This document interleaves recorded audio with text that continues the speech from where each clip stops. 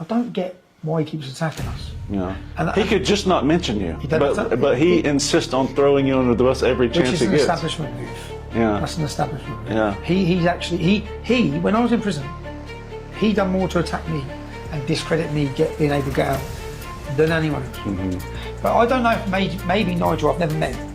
Maybe he's bought into the media betrayal. He says the media are wrong about him. Tommy Robinson's accusation against Nigel Farage cuts deep into the heart of Britain's populist movement. When Robinson was locked up in prison, he claims Farage did more than anyone else to attack and discredit him. This isn't just political disagreement, this is personal betrayal. The irony is striking. When journalists asked Farage about his associates with criminal convictions, he spoke of Christian forgiveness and second chances. Yet when it comes to Tommy Robinson, that same forgiveness seems to vanish. You put UKIP over the association with him last time. No.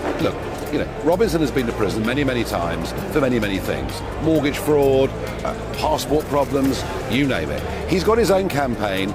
We are a political party aiming to win the next general election. He's not what we need. Farage was on television actively undermining him. This wasn't just stepping back from controversy, this was calculated distancing. The two men once shared similar political space. Both rode the wave of Brexit fervor, anti-establishment anger, and immigration concerns. But when Robinson became too hot to handle, when his legal troubles multiplied, Farage made a cold calculation. He chose mainstream respectability over loyalty. Farage has always styled himself as a rebel fighting the establishment. But the Robinson affair reveals something different. It shows an opportunist willing to discard allies when they become inconvenient. When Farage set his sights on television, deals and post-UKIP glory, Robinson suddenly became untouchable. This betrayal reflects a broader pattern in populist politics. Leaders are happy to exploit public anger and controversial figures when it suits them. But when those same figures become liabilities, they're abandoned without hesitation. It's politics at its most cynical. If you're finding this analysis revealing, make sure to subscribe for more insights into British politics and the forces shaping our nation. The hypocrisy runs deep. Farage built his brand on controversy. He posed with anti-immigration posters, made inflammatory statements about Romanian neighbors, and courted the very same energy that Robinson represented. Now he plays the respectable statesman, distancing himself from the volatility he once embraced.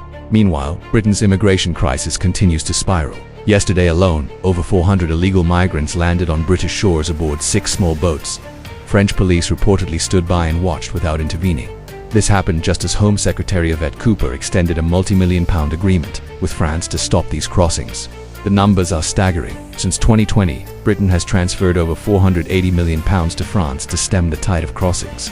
Yet the boats keep coming, and the French keep watching. Critics are calling it a complete policy failure. One furious MP captured the public mood perfectly, saying we're handing over money so French authorities can stand there and watch migrants launch boats into the water. It's become absurd. Dover residents are paying the French to do nothing while dealing with the consequences themselves. Some are calling for tougher unilateral action. They want Britain to intercept boats at the halfway point in the channel, forcing France to take responsibility. When boats reach the midway line, Britain could blockade them and demand French rescue operations. It's a provocative approach, but diplomacy clearly isn't working. The French respond only to diplomatic incidents, as we saw with fishing quota disputes. Perhaps it's time for Britain to create the pressure needed to force French action. After nearly £1 billion in payments with little result, something has to change. The Farage-Robinson split symbolizes everything wrong with modern political opportunism. When loyalty becomes inconvenient, it's discarded. When policies fail, more money gets thrown at the problem. Both approaches are failing Britain, and the public is growing tired of empty promises and political betrayal. What's your take on these developments? Share your thoughts below, and don't forget to subscribe for more coverage of the issues that matter most to Britain's future.